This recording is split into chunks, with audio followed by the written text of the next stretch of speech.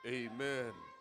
Kanina, kanina habang nagpapaawit si Maki, nakita ko si James. Sumasabay-sabay siya. So, you see, paalala ko lang to sa mga magulang, no? You have to consider the desire of your kids. No, may mga bata na gusto nilang matuto at medyo humahanga sila. Yun ang gusto ko mga kapatid sa mga bata, yung hahanga sila sa mga gawain sa Panginoon at saka sa manggagawa sa Panginoon. So, don't be passive about this. No, always look at the, look on the things that you need to develop sa inyong mga anak. Nandiyan na yan eh. May desire na sila. Ang ganda eh. Kaya dinampot ko siya mga kapatid. Ito tatandaan nyo lagi mga kapatid ha. It is easier to train a son than to correct a husband. You understand? Kasi yung mga husband po ngayon, galing yan sa bata. So mas maganda matrain sila nung bata pa kaysa i-correct mo sila pag matanda na. All the boys right now will become a husband later on or in the future. Di ba? So it's easier to correct or to train a son than to correct a husband in the future.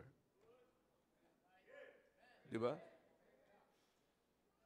Minsan hindi yun natin kasi paalala lang to sa mga tatay, pakitignan nyo yung mga anak ninyo. May desire sila eh. Eto, natutuwa ko na kahit mga backslider sila, nasa harapan sila. Yeah.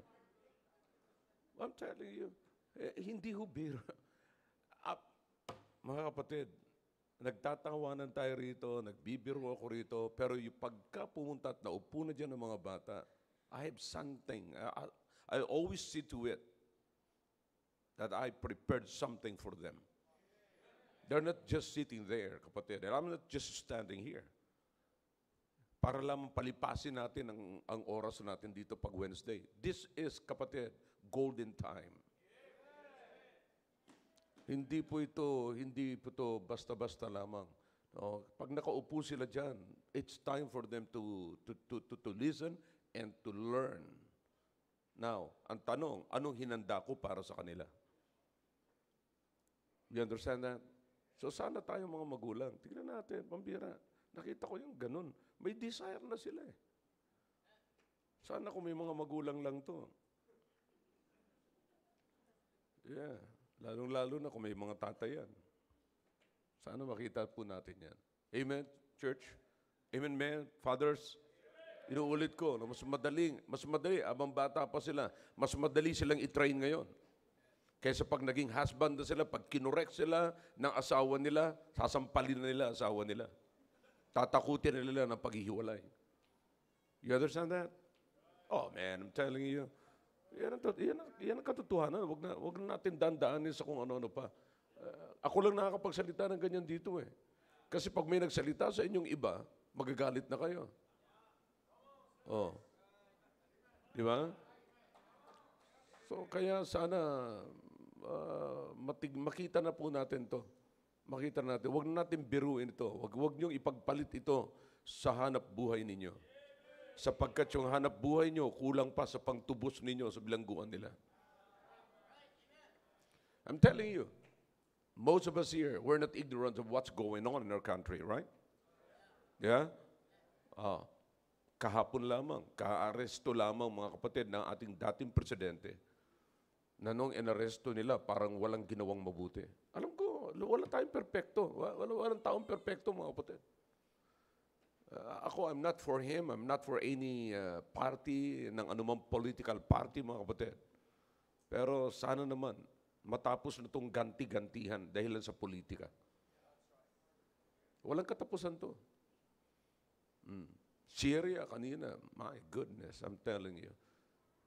Kalahin mo, kabastusan na ginagawa nila, hinuhubaran nila yung babae, tapos pinapalakad nila sa kalsada ng naked, and then babarilin nila. Very, yan ho'y kawalan ng salita ng Diyos. See, and they're proud of their education, ha? That is what they're getting for their education. That is what they're getting from their money. So nakita niyo mga kapatid, ang tao may pera, ang tao may edukasyon, ang tao nakarating sa power, pero hindi nila alam, yung power nila ay temporal. May pumapalit uli at yung naging power nila ay magiging powerless. You try to study, di ba? Kaya, can you check that in the Bible? Yeah, ano sabi ng Biblia? Huwag mong ipagmalaki ang tatlong bagay na yan. Alin yun? Kapangyarihan, position, pera, at ano ba? Edukasyon, wisdom. Pero ano sabi ng Biblia? Ipagmalaki mo, nakilala mo ang Diyos. That's not my word. That's the word of God. Okay? And ang kagandahan, kapatid, hindi ba na ganito lang ang sitwasyon natin, ganito lang kalagayan natin, pero nakikita natin ang mga bagay nito. Hindi tayo nagkakaroon ng desire na mailagay natin sa sarili natin at hindi tayo naiinggit na ilagay natin ang sarili natin sa posisyon nila. Diba? Okay? That is exactly what the Bible says. That's one of the verses that we're going to read tonight. Shall we all stand? Look in chapter 37 of the book of Psalm. Psalm 37.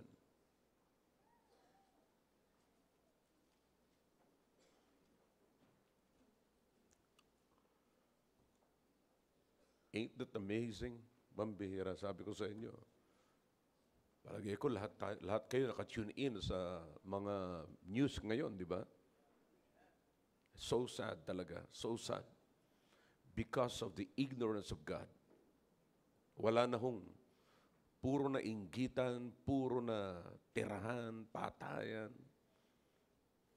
Man. And you call it, success. Pag natumba mo yung powerful man, tawag doon tagumpay. No? That is stupidity. All right, Psalms 37. Psalm 37. Okay? Now listen, I'd like to invite everyone to take note of this. Pinag-aaralan natin. Wala ni isa man sa atin dito na pwede makakapagsabi na exempted ako dyan. No. We all need the Word of God. We all need the Word of God. There's nothing here. Kahit na gaano ka patagal dito. Kahit nauna ka pa sa akin dito. Yeah. Kailangan natin salita ng Diyos. Amen? You ready? So that's why I'm encouraging you to own a Bible, kapatid. Hindi po tayo, kapatid, what do you call that? Kulto. Kulto lamang ang nagbabawal sa mga miyembro na huwag magkaroon ng Biblia. Ako, gusto ko, mga kapatid, ma-educate kayo ng salita ng Diyos. Yung iba ayaw ma-educate ng salita ng Diyos para maluko na, madaling maluko. If you're ignorant of the Bible, mga kapatid, I'm telling you, you can be fooled politically and socially and biblically. Madaling lukuhin, mga kapatid, ang walang Diyos. Okay? In fact, naluko na sila pag wala silang Diyos. Alright, ano sabi ng Biblia? Only a fool, what? Say, there is no. Okay, alright. Verse number 4, Psalm 37. Okay?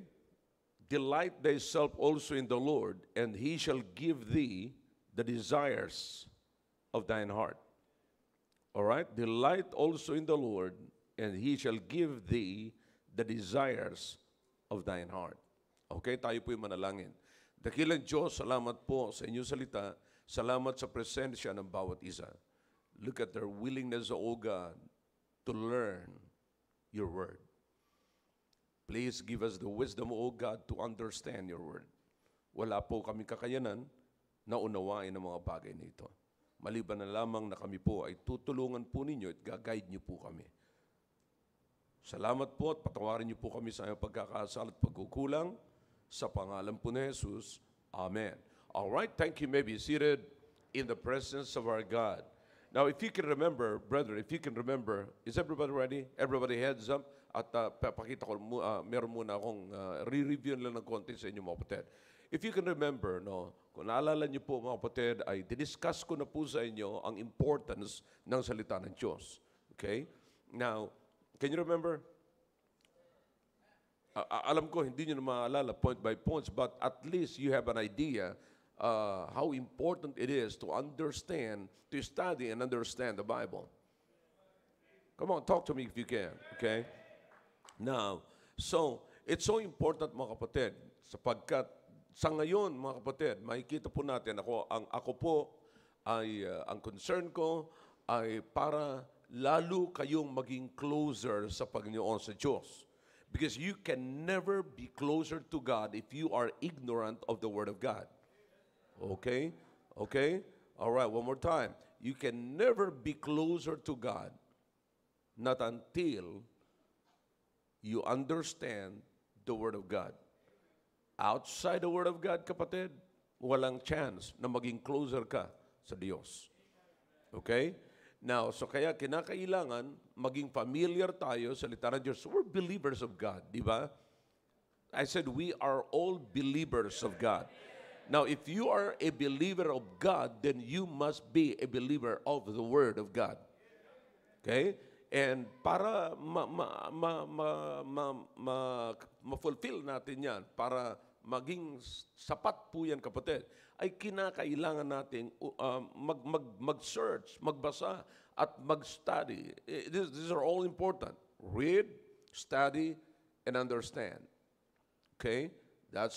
Those are the three words that are important if you are a Bible believer.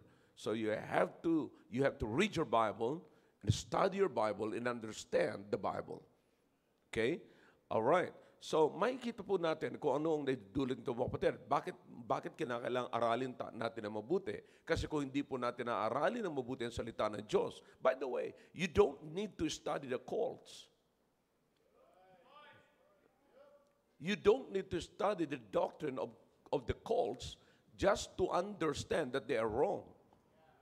You have just to study the Word of God.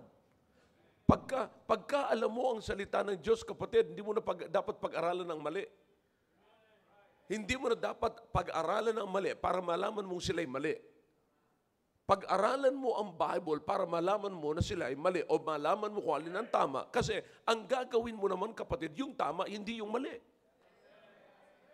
Sabi, di ba, pastor, dapat mong iwasan ng mali? Kapag ka gumagawa ka ng tama, may iwasan mo na ang mali.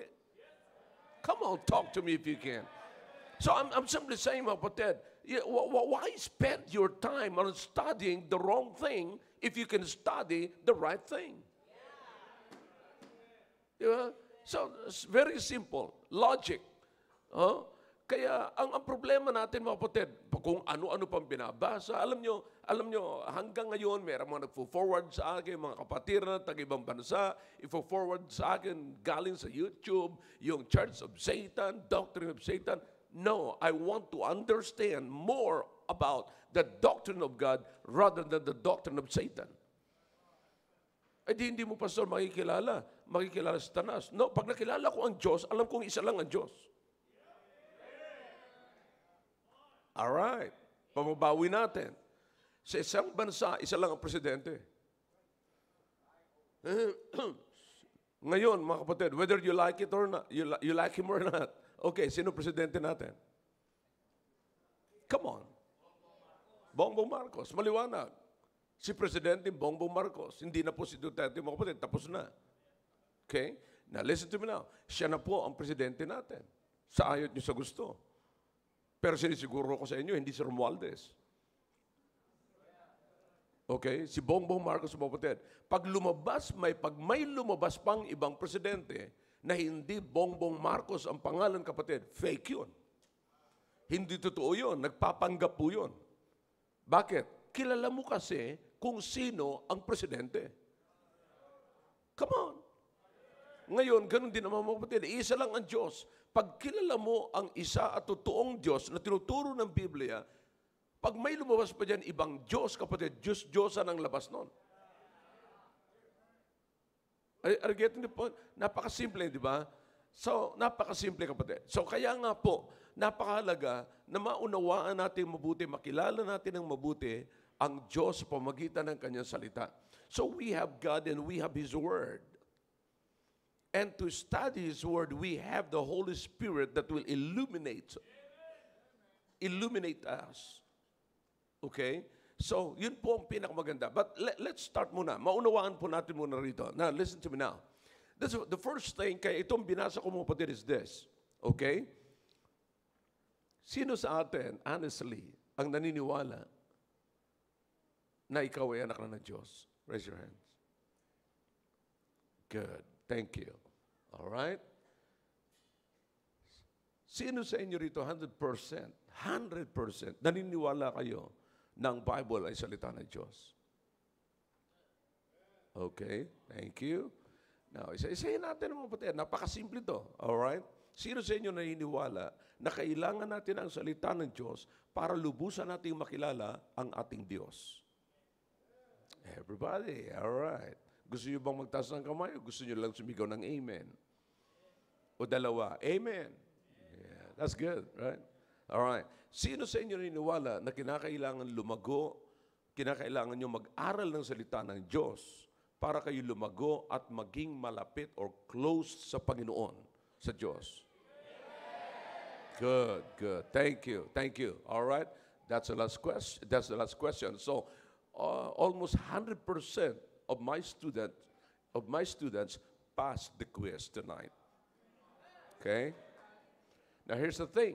Okay. Will you devote your time in studying the Word of God?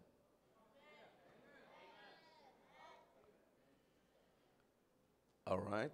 Now listen to me now. The first thing that is involved in studying the Word of God is what we have just read right now. Okay? First, what is the first word right there? Delight. Ano yun? Saan dinugtong mga kapatid yung salitang delight? Huh? No, notice that. Tingnan niyo mga kapatid sa screen. Delight thyself. Yourself. Okay? Delight yourself. In other words, you've got to be happy. You've got to be happy. What? In the Lord. My question is this. Are you happy in the Lord? Do you have joy in the Lord? Okay, masaya ka ba sa Panginoon? All right? Listen now. God knows kung masaya ka sa Kanya. Napakasimple, di ba? Napakasimple. Parang walang kinalaman sa ating aralin. Pero ito, mga kapatid, ang importante rito. May kasiyahan ka ba sa Panginoon? Sapagkat most of the time, mga kapatid, kung ano yung at kung saan tayo masaya, yun ang ginagawa natin. In fact, kahit na may importante tayong gagawin, pwede nating excuse na wag yung gagawin at ang pipiliin nating gawin ay kung saan tayo masaya. Come on, talk to me if you can. So that's why, sinasabi ko po sa inyo mga kapatid, ito yung napakahalaga. Ito yung mahalaga. Alright? So you have to delight yourself in the Lord. Kaya ang tanong ko ngayon, masaya ka ba sa Panginoon? Why is this important? Because in studying the Bible, you've got to desire to study the Bible. Paano ka ngayon magdi-desire? Paano mo ngayon i-desire na maaralin ng Bible? No, you will not. You'll not. You see, alam mo kung bakit mga kapatid? Because it is not you that is putting a desire in your heart to study the Bible. Who's putting the desire? Come on. God. God is putting the desire. You see, kapatid, hindi ikaw. Hindi tayo. Ang desire sa pag-aaral ng salita ng Diyos ay nanggagaling sa Diyos. Ngayon, pag nag-desire ka, sarili mo, kapatid, come on, somebody must witness here. Kapatid, na maraming beses ka na nag-desire na mag-aral ng Bible pero hindi mo tuloy-tuloy. So evidently, that's your desire. Ano mang desire mo na aralin ng Bible, kapatid, na hindi natutuloy, evidently, that is your desire. But that's not the desire of God. You see, bakit? Kapag ka ang Diyos ang naglagay sa iyo ng desire, sigurado mong mamahalin yan. But, para mangyari lamang yan, mga kapatid, na-i-establish yan sa pamagitan ng good relationship mo sa Diyos. At ang palatandaan na meron kang magandang relasyon sa Diyos ay ano? Masaya ka sa Diyos. Masaya ka. Kasi kapatid, kung hindi ka masaya sa Diyos, kapatid, hindi ka tatagal eh. Look at this. Let's be honest. Anong ginagawa natin pag pupunta tayo sa church? Do we really love to come? Do we really enjoy it while you are sitting there? Are you paying attention? Or kinakalikot natin yung mga cellphones natin? Well, some of us, kung hindi mo karamihan kapatid, nagpapacheck lang tayo ng attendance. Pero may desire ba talaga tayo? May kasiyahan ba talaga tayo? Na nakaupo tayo rito, wow, makakapakinig na naman ako ng salita ng Diyos. It might be a repetition, but I love it. If you love it, you love to be repeated. Yeah! Di ba? Kahit na sabihin mo may naulit man dyan, pero sa come on. Kayo mga hilig sa pelikula ni Fernando po, kayo rin nagkikwentuhan eh. Ilang beses nyo na narinig yan. Di ba? Naalala ko na nandun kami sa Suwal. Sabi ni Pastor Louie, nag-crack ako ng joke, mga kapatid. Sabi ko, nag-joke ako ng ganyan. Sabi niya, alam mo, kahit na maraming beses na sinabi yan ni Pastor, nakakatawa pa rin. Paulit-ulit. Alam mo kung bakit? You love the joke. Di ba? Gusto yung malaman kung ano yung joke na yun? Kaso makakatayo ng oras. Okay? Now, listen. Look at this. Pag naalala ko nga mga kapatid, parang sabi nga ni Ellen sana pinicturean, binidyo natin si Pastor kasi yun naman yung time na nakita ko si Pastor, grabing tawa niya talaga. Kasi, alam mo yung tawa na hindi ko maituloy-tuloy yung kwento mga kapatid. Pero yung joke na yun, lumang-luma na yun. Mas nauna pa sa akin. So you understand that? But, yung paulit-ulit kapatid, because you love it, you will laugh at it. You will enjoy it. You see? Kaya, ang totoo niyan, ano talaga, pag pumunta tayo rito, you've got to take it seriously. Kayo ba talaga ay nakaupo lamang, basta may kinig, you just doing the routine or following the routine? Parang ganon. You see? Kaya, some of us ay hindi tayo nag-i-enjoy. Pinapalampasan natin, tin ng oras, maganon. Tapos mamaya, alright, after that, fellowship ko na siya. So, what's happening now? Ang tanong ngayon is this, nag-i-enjoy ba talaga tayo? Masaya ba talaga tayo? You see, ngayon, pagdating dito sa point na ito mga kapatid, alright, kinakailangan ko na magkaroon ng masayang ugnayan, fellowship sa Diyos, relationship sa Diyos. Bakit? Sapagkat habang kami nagkakasiyahan ng Panginoon, He will give me the desires. The desire there is not in a singular form, but in plural form. Imagine the desires that God is going to give you if you have an established, good, joyful relationship with God. Imagine kung anong klaseng fellowship meron kayo. Imagine kung gaano kasaya ang fellowship. Imagine kung anong klaseng samahan meron kayo ng Panginoon. But hindi ho magtatapos doon. Your relationship with God will what? Breeds what? Will breed desires. Di ba? Magbubunga mga kapatid ng mga desires. Bibigyan ka ng Diyos ng desires. So kaya nga po mga kapatid, eto yan. Kaya ako sinisimulan dito para makita natin ang mabuti at pakita sa inyo na hindi ho madali ang mag-aral ng salita ng Diyos. Hindi po easy. Hindi po yan basta-basta bubuksan mo na lamang at mag-aaral lamang ako. No. There must be something in your heart that will pull you. Yeah, to check it, to study it, to discover something there. Sabi ko nga sa inyo, kapatid, many times, sinasabi ko to sa mga preachers, sa mga pastors, na nag-aaral ako, I need to stop for a while. Para lamang para sumigaw. Woo! Ah! Yeah! Oh yeah! Ako lang mag-isa, mga kapatid. Pero sinisiguro sa inyo, normal po ako, ha? You see? So, alam niyo kung bakit, mga kapatid? Because of my joy. When I discover something, when God revealed something, boy, I'm telling you, hindi ko kayang hindi pwede ako magpatuloy. I have to pause. Yeah. So, but why is that? It comes with what? It comes from where? From our relationship. Nina-establish kong relationship sa Panginoon. So it's so important, mga kapatid, na tayo muna ay magkaroon ng relationship. Now, let me ask you a question. How is your relationship with God? Bago tayo magpatuloy sa pag-aaral, consider your relationship with God. Do you really believe God? Are you living by faith talaga? Remember, faith cometh by and hearing by. That's it. You have to check it. You have to examine it. You have to consider it. Kinakailangan may masaya talaga kayong relasyon ng Panginoon. Sabi ko nga sa inyo, most of the time, ginigising ako ng aking sarili na umaawit. Yeah. Country road. No, hindi pala yun. Mga heavenly, So, you understand what I'm saying? Ginigising ako ng mga awitin na ganyan. Hindi mawala-wala yan sa akin, mga kapatid. Many times, bihira lamang na nagigising ako na hindi umaawit ang puso ko. Yeah. Some of you, umaawit din naman.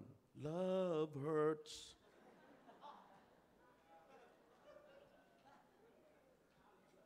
Yeah, but you understand, this is so important. You have to establish a good relationship, joyful relationship, a relationship na lagi kayong masaya ng Panginoon. It doesn't matter, kapatid, kung anong nasa paligid nyo. It doesn't matter kung sino nagsalita laban sa inyo, kung sino ang kontra sa iyo, kung hindi sumasang-ayon sa inyo. One thing na sigurado mo, you have a good relationship with God. Kapatid, I'm telling you, the best person in the world is the person that can understand who you are. And the best person in the world is the person who can accept you who you are. Yeah. Kahit na anong kalagayan mo sa buhay, Diyos lamang ang makakatanggap sa inyo. Diyos lamang po, mga kapatid, ang makakapagsabi, ang kaya kang tanggapin na ganyan sa kalagayan mo. Diyos lang. Diyos lang ang pwede tumanggap. There's something. Anong man ang kalagayan, anong man pagkakamali natin, kapatid. Alam nyo, marami tayong pagkakamali. Yung iba sa inyo, hindi na kayo na naniniwala sa mga tao na sasabi sa inyo, okay ka lang sa akin. O hindi ka naman, mismong ikaw, dahil lang sa kalokohan na ginawa mo, hindi ka naman niwala na tinatanggap ka pa. That's why you keep on lying. Yan ang nakakalungkot. Para lamang tanggapin ka, ay kinakalang magkunwari ka. No, you don't need to do that before God. Because God is an omniscient God. He knows who you are. But He is an all-powerful God that He can accept your weaknesses. All right? So, I'm just trying to establish, kapatid, yung point na gusto kong magkaroon kayo ng magandang relationship ng Diyos. Ito munang establish natin. All right? So, in order for us to understand the Bible, to study the Bible, all right, you've got to establish a good relationship with God. How is it? Do you delight in His Word? Masaya ka ba? In a service like this, on Sunday morning, or on Wednesday night, boy, I like our attendance tonight. Look at this. It's almost like our Sunday night. But listen to me now. Here's the thing, kapatid. I know you came tonight for this purpose. Amen. Talk to me if you can. All right? Now, listen. Ito ang mahalaga dito, mga kapatid. Establish mo munang mabuti. Mahal mo ba talaga, masaya ka ba talaga sa Panginoon? Or don't say amen. Sa sarili mo, o nga pala, check mo muna to. Masaya ba kaming dalawa ng Diyos? Araw-araw kayo masaya ang Diyos. Hindi ko sinasabing you're living a perfect life, but my question is this. Sa palagay mo kaya, masaya ang Diyos sa'yo?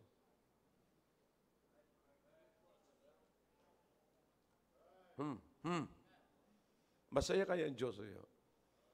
Kaninang umaga, masaya kaya ang Diyos sa iyo? Bago ka pumunta rito sa church, masaya kaya ang Diyos sa iyo? Now, kung masaya ang Diyos sa iyo, ilan na kayang mga taong na-influensyan mo para maging masaya sa Diyos? Alright?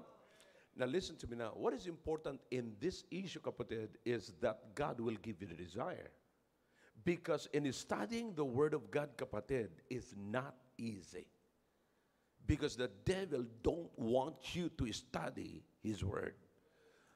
The devil don't want you to learn more of God. Ano sabi ng Panginoon? Put my yoke upon you. For my yoke is easy. Because the very purpose of that, because Christ wants you to learn of Him. Di ba? You study the Bible. Di ba ganun sabi ng, because I want you to learn of me. Learn of me. Kaya sabi ng Panginoon, sige, ilagay natin yung yoke na yon, ilagay natin parehas. Yung yoke na yon, ilagay natin parehas para matuto ka sa akin. Ayaw ng diablo yan, mga kapatid. Ayaw ng diablo. In fact, kaya nga tinitwist ng diablo yung salita ng Diyos. Di ba? Back in the book of Genesis, we have the example there. Di ba? When he tried to tempt Eve, tinitwist niya yung salita ng Diyos. You see that? So that's exactly what happened. So the thing here, kapatid, is this, okay? You've got to have a desire. Dapat magkaroon ka ng desire na matuto ng salita ng Diyos o mag-aral ng salita ng Diyos. But listen, yung desire na yan dapat nang gagaling sa iyong kasiyahan sa Diyos. Kasi magsasawa ka. Magsasawa ka. Kapatid, eto ang totoo. This is the honest truth. Kaya nga maging mga pastors ay hindi nakasubsob sa salita ng Diyos. You see, alam niyo kung bakit? They're tempted sa ibang kasiyahan. Tempted sa ibang kasiyahan. You see, nasaan ang kasiyahan? Sa paghahanap buhay. May trabaho, pero may ibang hanap buhay. So you understand that? Now, ang point dito, mga kapatid, is this. Kaya napakahirap mag-aral ng salita ng Diyos kasi wala yung kasiyahan natin doon. Kaya ano dapat nating hingin sa Panginoon? Panginoon, give me the desire. And God is willing to give you the desire to study the Bible if you have a good relationship with Him. Did you get the point now? So, maliwanag ko yung sabi ng Bible, delight thyself also in the Lord, and He shall give the desires of thine heart, of your heart. That is very simple, kapatid. Napakaliwanag po yan, mga kapatid. Okay? Now, so that's the first thing, mga kapatid. Okay? Tanong ko ngayon, gusto mo ba talagang matuto ng salita ng Diyos? All right. I'm asking you, personal. Okay? Answer me personally. Do you really want to study the Word of God? Okay? Gusto mo ba talaga na ikaw ay matuto ng salita ng Diyos? Okay, matututo ka lamang kung pag-aaralin mo at mauunawaan mo. Okay? So that's the thing. Okay? So, nandiyan na ho yung desire mo, kapatid. Willing ka to establish a good relationship with God. Okay? Dapat meron kayong magandang relasyon ng Diyos. Meron kayong established, masaya kayo ng Diyos. Yun ang pinakamaganda. Kaya, pag uwi nyo mamaya, isip-isipin nyo, masaya ba talaga ako sa Diyos? Masaya ba talaga tayo ng Panginoon? Masaya ka ba sa akin? You see? Masaya ba talaga? All right. So, God will give us a desire to study the Word. Now, listen, makikita nyo po yan as you start studying the Bible.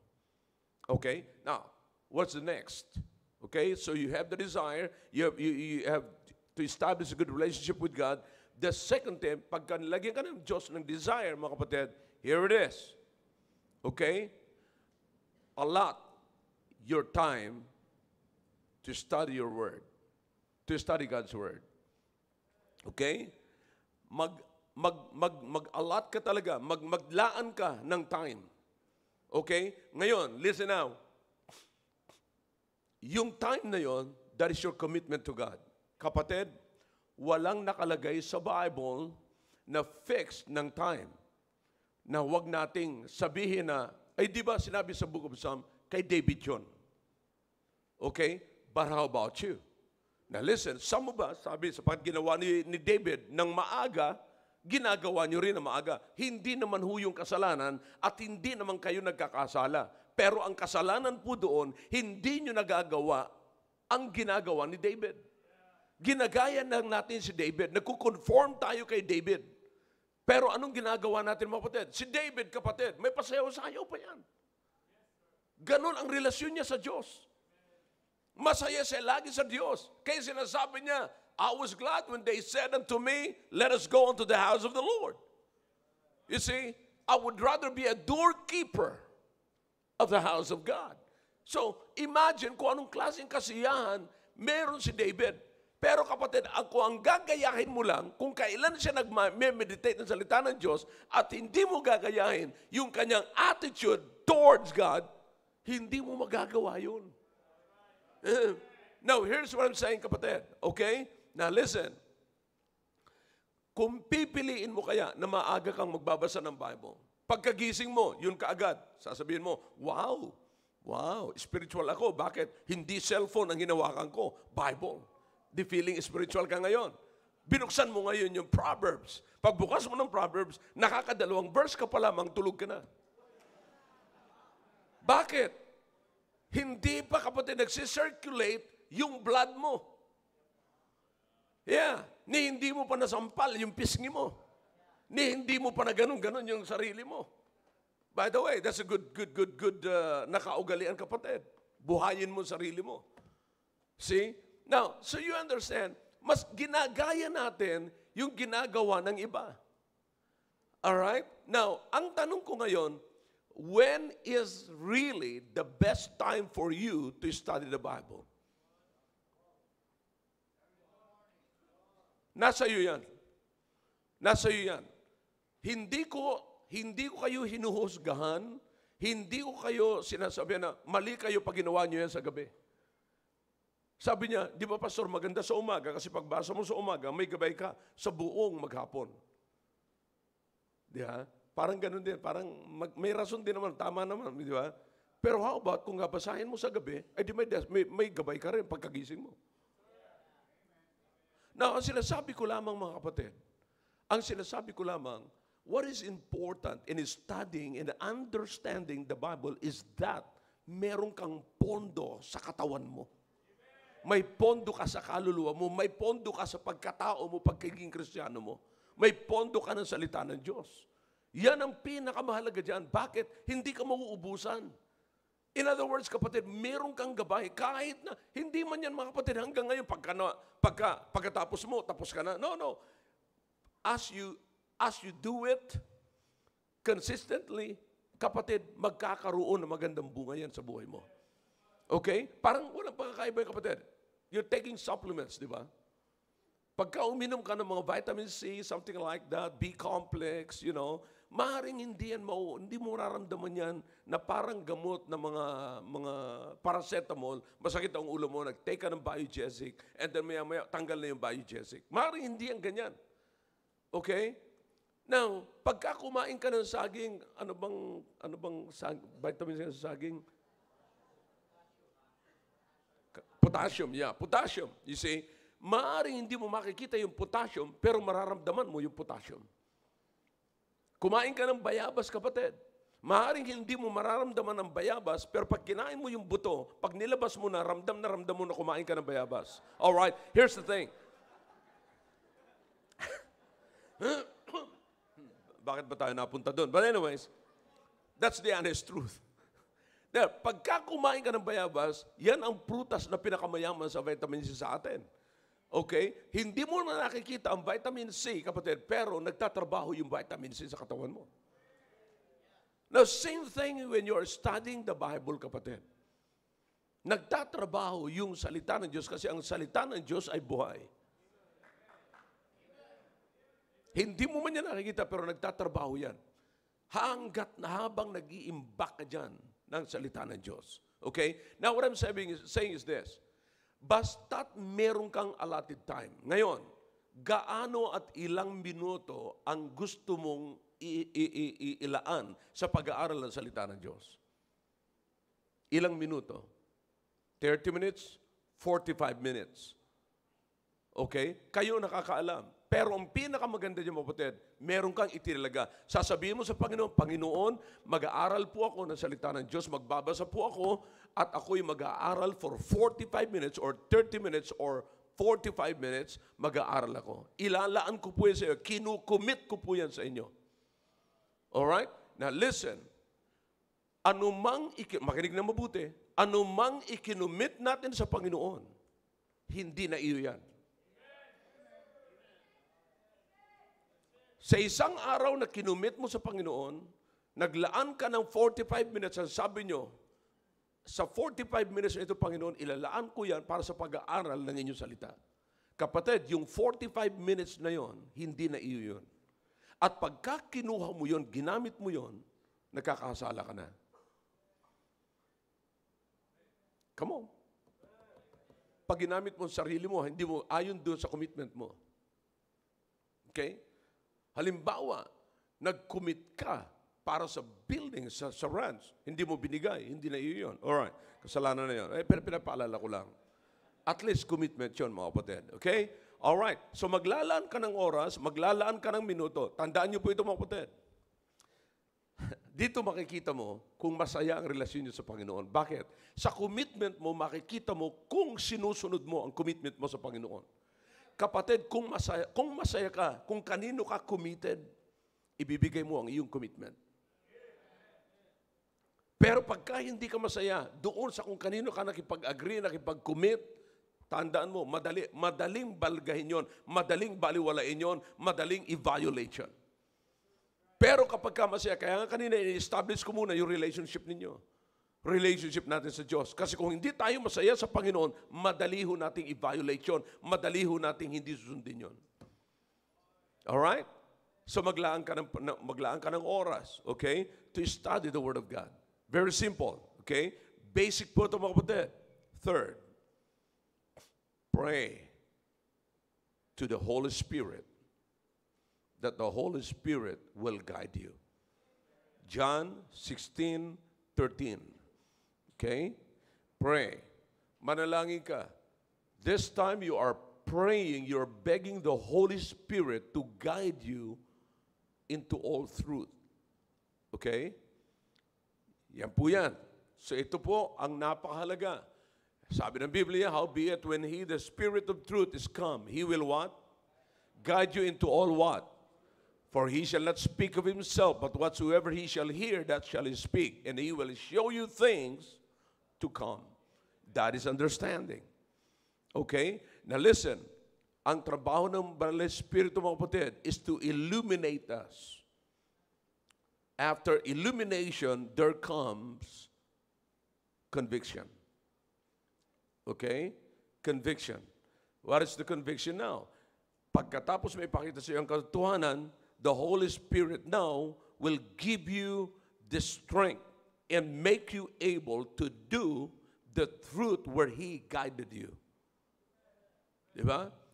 And that's something na gagawin ka, bibigyan ka ng power ng Holy Spirit, and the Holy Spirit will make you able to do that. Parang magawa mo yung bagay na hindi mo magagawa. So you see that? Kaya kinakailangan, kausapin mo ang Banal na Espiritu. Remember this, mga kapatid.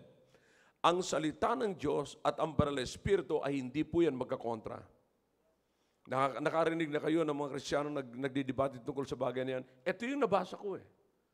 Oh yeah, yan ang nabasa mo, pero ito naman ang conviction sa akin ng Holy Spirit. Paano nangyari yun? You see, hindi po yan magkakontra. Hindi po yan magkakontra. Magkasama po yan. Okay? So dapat manalangin ka. Okay? Manalangin ka sa Banal na Espiritu at igagabay ka ng Banal na Espiritu. Okay? Saan? Sa nababasa mo. Sa iyong babasahin, sa iyong iaaral. The Holy Spirit will reveal us. The Holy Spirit will open our understanding to grasp the truth, to understand the truth, to receive the truth. You see? And the good thing about this, mga kapatid, is the Holy Spirit will make you able to receive the truth. Alam niyo, yung pinakamahirap sa Kristiyano, mga kapatid, yung nakapakinig tayo ng katotohanan, pero hindi natin matanggap yung katotohanan. Diba? Kaya nga po, mga kapatid, may mga husbands na nahihirapan sila sa bahay nila. May mga wives na nahihirapan sila sa kanilang pagsasama bilang mag-asawa. Alam niyo kung bakit? Hindi matanggap yung biblical truth. Biblical principle. Are you following me? Yun ang problema, mga kapatid. Maraming mga Kristiyano, dyan po tayo nagfo-fall, mga kapatid. You see, dyan po tayo nagfi-fail. Yan po ang problema po natin. You see, nakakapakinig tayo ng salita ng Diyos, pero ang problema natin, hindi natin matanggap yung salita ng Diyos. Ilan lang po sa atin dito naniniwala sa tithings. Actually, it's not that you do not believe, but you just cannot do it. You believe it, but you cannot do it. Parang nawalan ako ng amen doon. Ako po'y naniniwala, lahat po tayo may binibigay ang Diyos sa atin eh. Kahit hindi po sabay-sabay tayong binibigyan ng Panginoon, maaaring hindi ka binigyan kahapon ng Panginoon, pero maaaring binigyan ka ngayon ng Panginoon. At kung hindi ka man yung binigyan ng Panginoon, baka sa susunod na araw. Basta ang napaniwala ko, wala sa buhay mo na nangyari na walang ibinigay sa iyo ang Panginoon. Ang tanong, nung binigyan ka ba ng Panginoon, may binigay ka rin sa Diyos.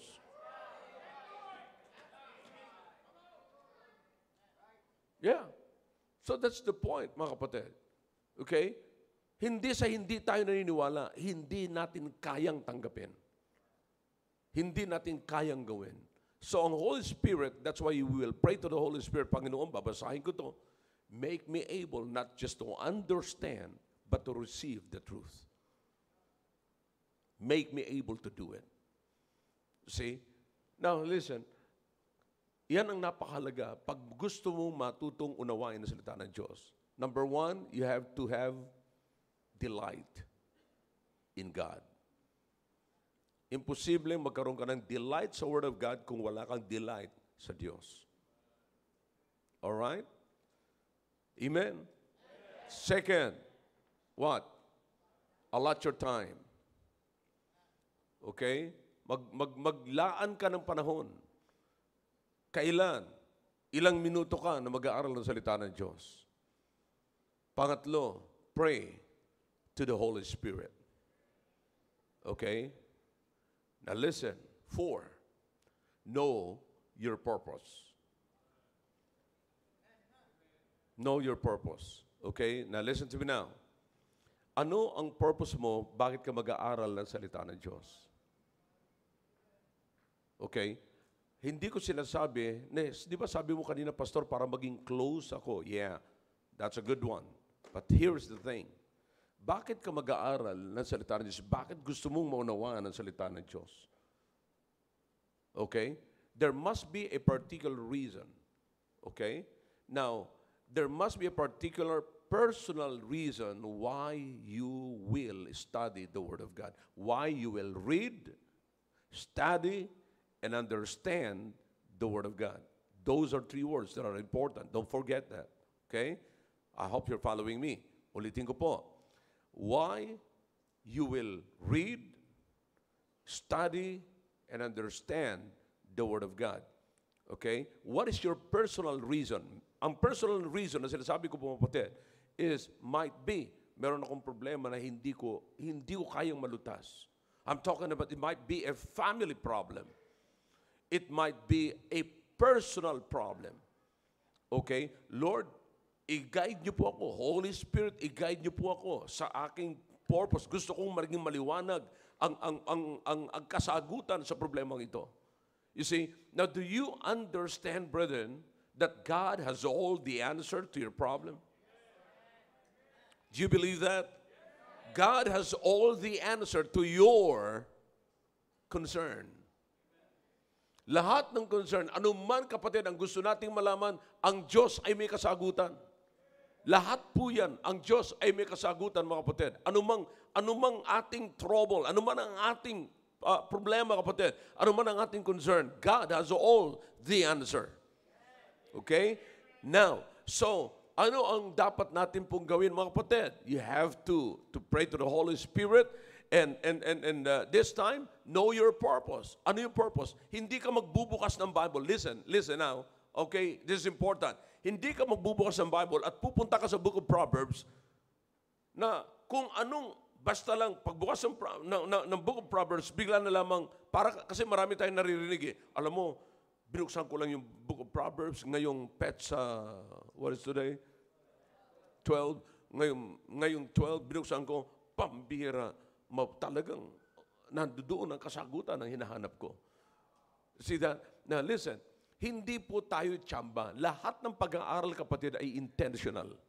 Now listen to me now. Every time na aakit po ako rito on a Sunday morning and a Sunday evening and on Wednesday night, Wednesday evening, kapatid, I have it in my mind bago ako magbukas, ano yung lesson, ano yung message na dadalhin ko rito. Okay? Bago po ako magbukas ng Bible, dapat alam ko na kung ano ang message na gusto kong ibigay sa inyo. Alright? Kaya nga meron po tayong tinatawag na preaching program. Kami mga pastors, ako personally, meron po akong preaching program. Ano yung dadalhin ko po sa inyo? So bago ako magbukas ng Bible, alam ko na yung purpose ko. Bakit? It would be easy for me to where I will go. Well, what book will I open? What story in the Bible that I need to study para makuha ko lamang yung dapat kong ibigay sa inyo, mga kapatid? You see that? So know your purpose. Bakit ba magbubukas ka ng Bible? Bakit mag-aaral ng Bible? Alright? Alin? Ano yung kailangan mo? You tell God. You tell the Holy Spirit about it. Because the Holy Spirit will guide you. You see? So aalamin, hindi yung basta lamang tsamba na parang okay, eto yung gospel of the day. No. We're Baptist. Amen. Hindi po tayo tsamba-tsamba, mga kapatid. Okay? So know your purpose. Anong kailangan mo talaga? Ano ba talaga ang gusto mong hanapin sa Biblia? Okay? Ngayon, kaya nga po, mga kapatid, pagka ganun ang kalagayan mo, aalamin mo ang purpose mo, okay? Now, saan ka ngayon magbubukas? Okay? Now, listen to me now. Pangilan na? Pang-apat na? Panglima? Panglima. Alright? Now, most of the time, pero sa mga susunod na natin to, kasi dito muna tayo mga kapatid sa beginners. Okay? And then pupunta tayo sa intermediate later on, and then hanggang sa makarating po tayo sa advanced. Okay? Ginagabay ko lamang po kayo as a beginner kung paano kayo magsisimula. Okay? Now, punta po muna kayo doon sa naririnig nyo kung paano kayo magagabay. Okay? Sa naririnig niyong mensahe. Okay? Now listen to me now. Nagpipreach po ako rito. Anong mensahe ang naggumising sa inyo or nag-touch ng iyong puso ayon sa inyong purpose? Okay? For example, ang mahirap sa atin, okay? Pangkalahatan po ito, mga kapatid. Ang mahirap sa atin ay yung mag-forgive. Yeah. Ngayon, ang tanong ngayon, mga kapatid, is this. Alin dun sa mga messages na yon ang nag-touch sa iyo? Alright? And then, study. Sabayan mo yung mensahe habang nakikinig ka, nire-replay mo at nakikinig ka. Alin dun yung pagbubulay-bulayan mo? Diyan ka muna mag-start. Bakit? You need a guidance. Kapatid, listen now. Karamihan, naalala nyo, kilala nyo, yung nagmamalamalaki rito, mga kapatid, nakala mo, ang daming alam. Na yung hindi na sila naniniwala sa sinner's prayer, palagi ang tanong, kailan nagsimula ang New Testament? You see, anong pagkakaiba ng kingdom ni Christ, kingdom of God? Alam niyo mga tanong na yun, simpleng-simple ang sagot doon, hindi niya pa alam hanggang ngayon. Alam niyo kung bakit? nakinig ng nakinig sa ibang mga preachers. Now, ang tanong ko, kung talagang totoo na yun ay nakatulong sa kanyang paglago, bakit hanggang ngayon may problema pa rin siya? Sa ganung klaseng bagay, ha? Kapatid, ako'y naniniwala na kapag kayo'y natututo ng salita ng Diyos, patuloy kayong magpapakumbaba, lalo pang magpapakumbaba. Hindi kayo magdadagdag ng kaalaman para sabihin na mas may alam kayo kaysa kanila. No, the very purpose of that, sabi ko nga po sa inyo, is to deal with your personal problem. Eh, ikaw na nagsasabi at nagmamalaki na marami ka ng alam, pero hindi ka lumalago. You see, kapatid, yung kaalaman natin sa salita ng Diyos, hindi natin gagamitin to look down people or brethren who are not growing. Now, gagamitin natin yun to help them, to lift them up, and to encourage them, to exhort them. And the reason and the only way to exhort them is to get more knowledge on the Word of God. Kasi hindi ka makakapag-exhort kung wala kang alam. You see, kaya nung ginagawa naman, nagyayabang, makikinig sa YouTube, yung inaakala niya na hindi niyo pa alam to, kaya itong bibira ko. Pero, hindi ko gusto makinig. Gusto ko makita. Yeah. Maraming beses na ako may narinig sa iyo, pero wala akong nakikita sa iyo. You see? Kaya nakakalungkot ko pati pag nakita niyo yung taong yun, hanggang ngayon tatanungin kayo ng ganun. Sabi mo, sa pagkasagot doon, alam mo Brad, ang tagal mo ng tanong yun, hindi ka pa nakakahanap ng sagot.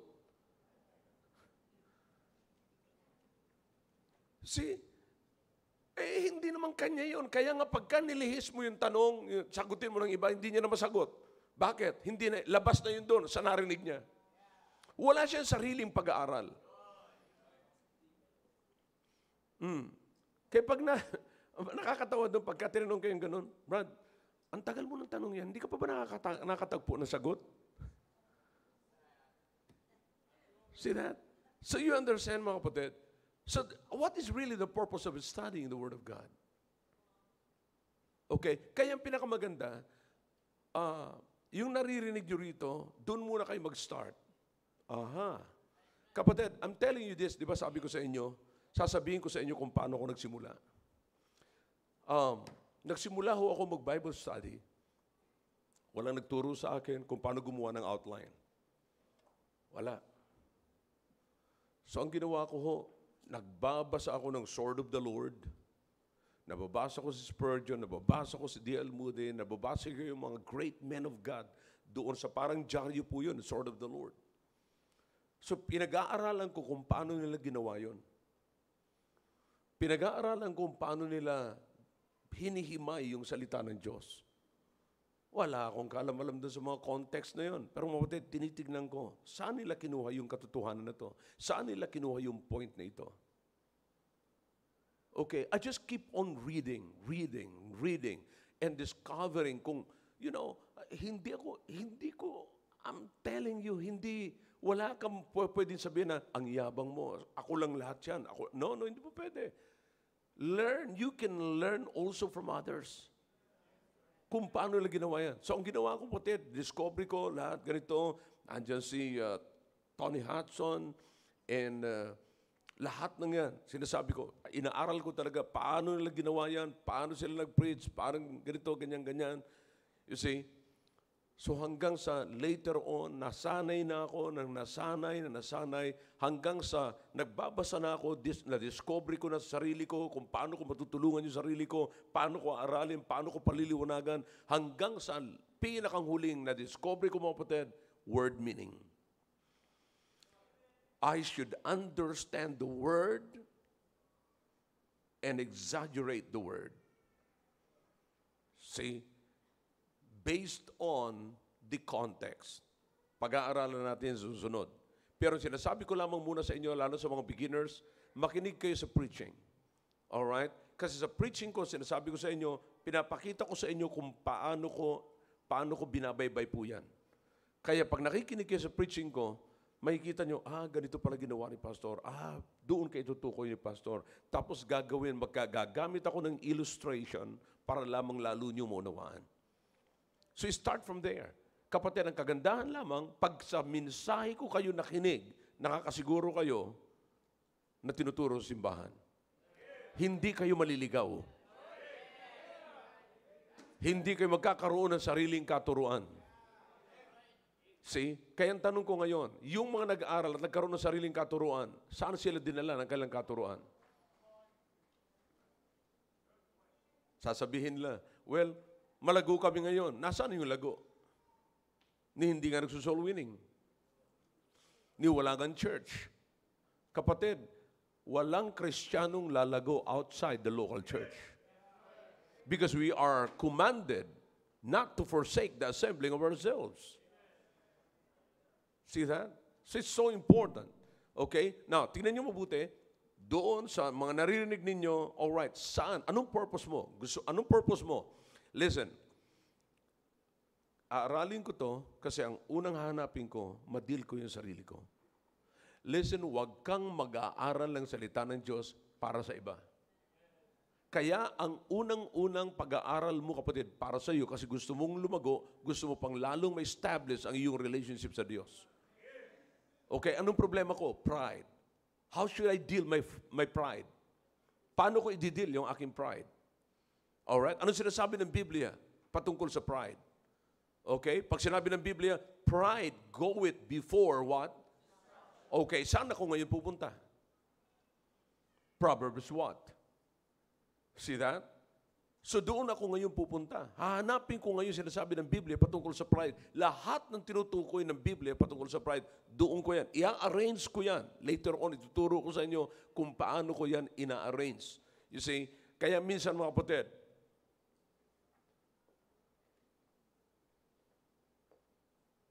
sa cellphone ko, meron ako dito ang tinatawag na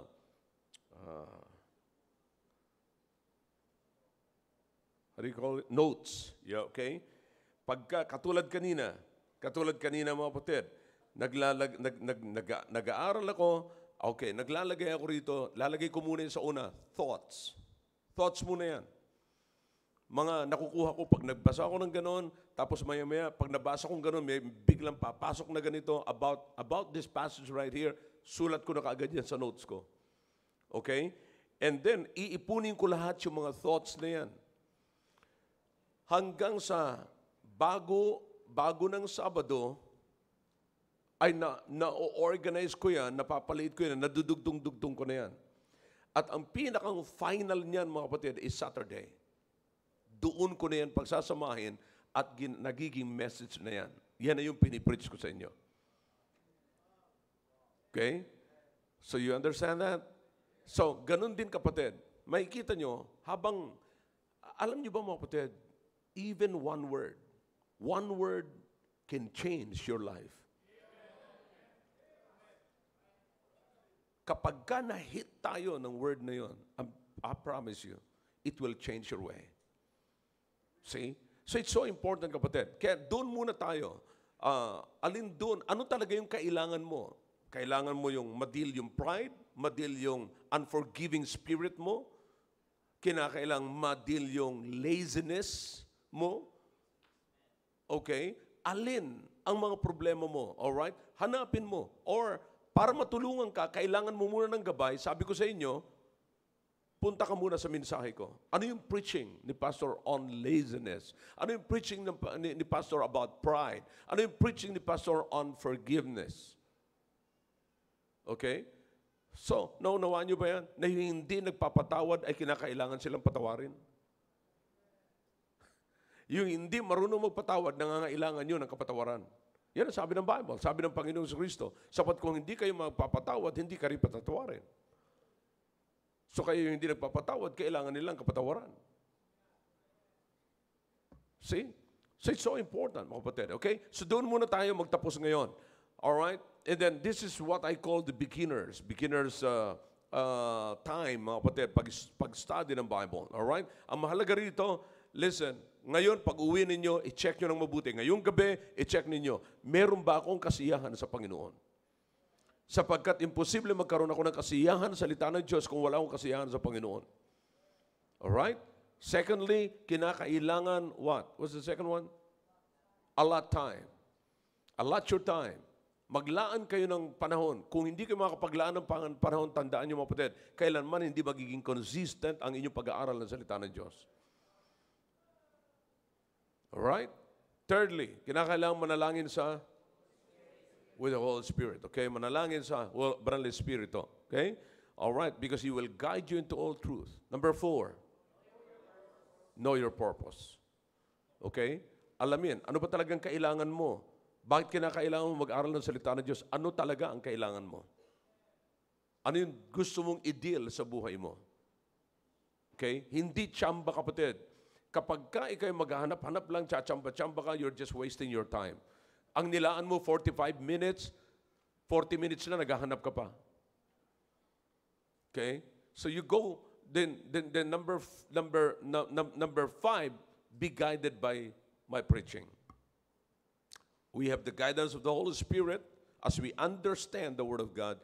Then, the preaching na narinig mo rito na kailangan mo, okay, yun ang makakatulong sa inyo. Alright? Then study. Open your Bible. I promise you, kapatid, sinisiguro ko sa inyo, gawin nyo ito, let me know in 1 month. Let me know in 1 month kung anong magbabago sa inyo. Are you with me? Alright, somebody must testify here after a month or in 1 month. Yeah, tingnan natin kung anong nagawa ng Panginoon, kung anong nagawa ng pag-aaral niyo sa salita ng Diyos. As we continue to study this message, kapatid, or this purpose. Okay? Now, susunod, pupunta na tayo sa intermediate. Okay? Beginner's time to, mga kapatid. And then, susunod, medyo tataasan na natin hanggang sa mapunta na tayo sa advance. Okay? Did you get something? All right. Listen now. You've got to commit yourself. This part of study is within sa ating theme na commit to study your word. Or study God's word. I'm sorry. To study God's word.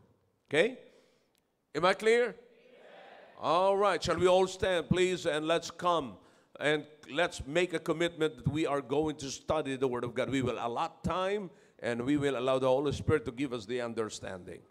Dakilang Diyos, salamat po sa pagkataon na pinagkaloob niyo po sa amin na kami po ay magkaroon ng panahon sa pag-aaral ng inyong salita. Please, oh God, help us to understand, not just to read your word and study your word, but we are committed to understand your word, oh God. And it's easy for us with the help of the Holy Spirit that will guide us unto all truth. Thank you, oh God. Salamat sa pagkataon na ito. Kausapin niyo po ang bawat isa. Let's come to the throne of God tonight.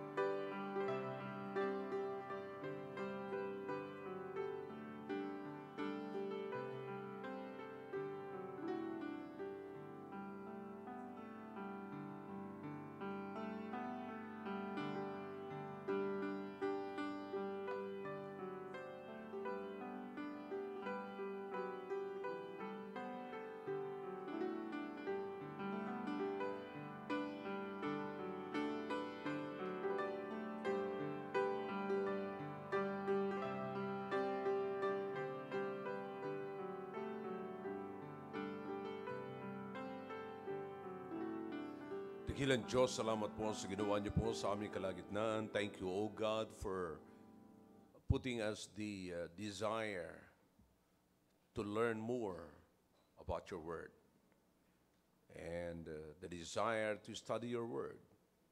Salamat, Panginoon, sa bawat isa. O Diyos, naway patuloy na maging excited po kami sa mga i-reveal niyo pa po sa amin. I know that your word can open a lot of opportunities, O God, na makikita pa po namin na mga bagay na hindi pa po namin ayon sa inyong salita. When the Holy Spirit guides us, then He will reveal us things that we do not know. Thank you, O God. Thank you. Thank you for this kind of desire, O God.